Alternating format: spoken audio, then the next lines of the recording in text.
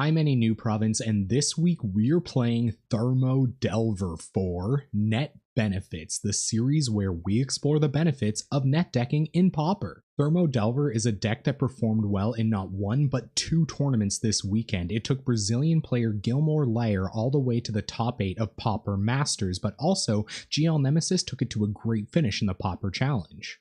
The deck we're playing today is closest to the strategy that GL Nemesis used to finish so well on the Pauper Challenge this weekend. I'm going to start the deck tech off by breaking down this deck's major threats.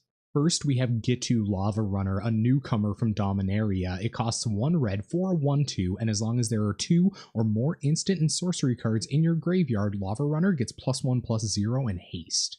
While some Pauper players refer to Gitu Lava Runner as the Garbo guide, I've been seeing this little guy pop up in tons of burn results. I'm looking forward to seeing how it plays alongside all of these powerful cantrips instead. We're also playing Delver of Secrets, one of the best threats in the entire Pauper metagame. It costs 1 blue for a 1/1 human wizard, and at the beginning of your upkeep, you look at the top card of your library. You may reveal that card. If an instant or sorcery card is revealed this way, transform Delver of Secrets. It becomes Insectile Aberration, which is a 3/2 flyer. Given people's general antagonism to Delver of Secrets, I probably don't have to remind you why this is powerful, but if you were wondering, attacking for 3 on turn 2 in the air is pretty busted. Next, I'm going to break down our value creatures that synergize super well with the rest of our deck, which is essentially a ton of cantrips and a few choice burn spells. First, we have Augur of Bolas. It costs 1 and a blue for a 1/3, and when it enters the battlefield, look at the top 3 cards of your library. You may reveal an instant or sorcery card from among them and put it into your hand. Put the rest on the bottom of your library in any order.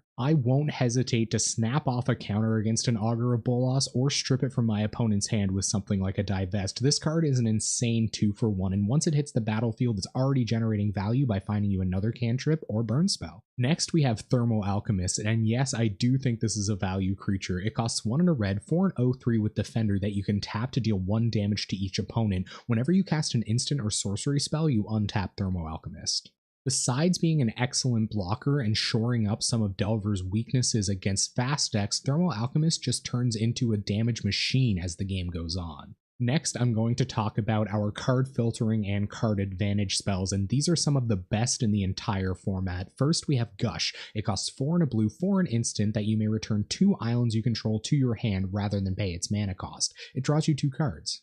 You don't have to play with Gush for very long to realize how truly busted it is. Not only can you cast this spell for free, but you can also find the second or third card you stacked on top of your library with something like a Preordain or a Ponder. Next, we have Brainstorm. It costs 1 blue for an instant that draws you 3 cards but makes you put 2 cards from your hand on top of your library in any order after you do so.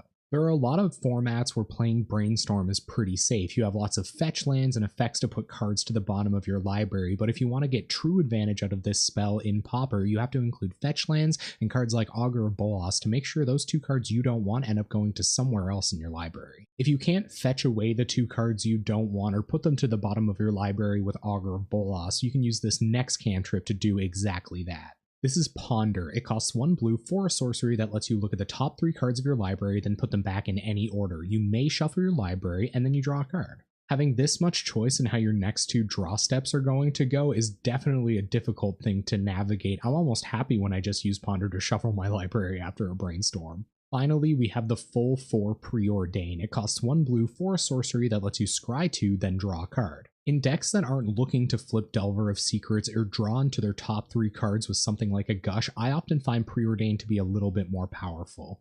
With Preordain, you can take the spells that you don't want and scry them directly to the bottom of your library without having to risk the shuffle effect of Ponder, just putting another one of them back on top again. Next, we have our counter package, and this particular counter package is a total Blue Mage dream. First, we have Daze, another potentially free spell. It costs 1 and a blue for an instant that lets you return an island you control to your hand rather than pay the spell's mana cost. You counter target spell unless its controller pays 1. It's really hard to understand how you're supposed to use Daze perfectly. I've had to play with this spell a number of times and I still don't have my head all the way around it. Still, the times I do play this card correctly, it usually turns out pretty well. Next, we have Dispel, which costs 1 blue for an instant that counters target instant spell. You often see Dispels out of players' sideboards. This allows you to counter spells more efficiently than using other more expensive counter magic. The thing is, though, a lot of decks in Pauper use some form of instant spell, so Dispel is hardly ever dead, and at worst,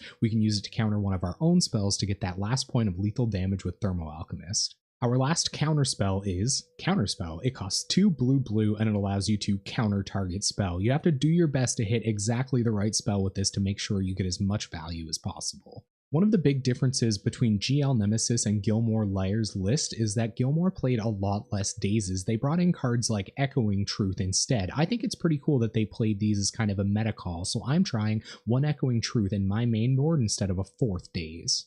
Next up is our burn package. We're going to be pinging away at our opponent with Thermo Alchemists and hopefully hitting for early damage with our Delver of Secrets, so a few well-timed burn spells can certainly end the game. First, we have Lightning Bolt, the quintessential burn spell. It costs 1 red for an instant that deals 3 damage to any target. We're running 1 Flame Slash as interaction. I think this is really smart. Some decks have creatures that are too big to deal with a Lightning Bolt, and we're just a little bit on the slower side, so we need a Flame Slash to keep that aggro down. We have a single Flame Jab, which is an awesome enabler for Thermo Alchemist just in case we're flooding out. I think an inclusion of exactly 1 Flame Jab was super smart. Sorry about that, had to take a second to switch out my basics for snow-covered lands, and this time it's not just because I think they look cool. GL Nemesis was running regular basics, and that's probably totally fine, but Gilmore was running the full set of snow-covered lands. I think this was one of the decks that might actually be able to benefit by tricking your opponent into thinking that you're on something like Skred Delver. For our basics, we've got 7 snow-covered islands and 3 snow-covered mountains, tons of untapped sources to hit our Delvers and Thermo Alchemists on time.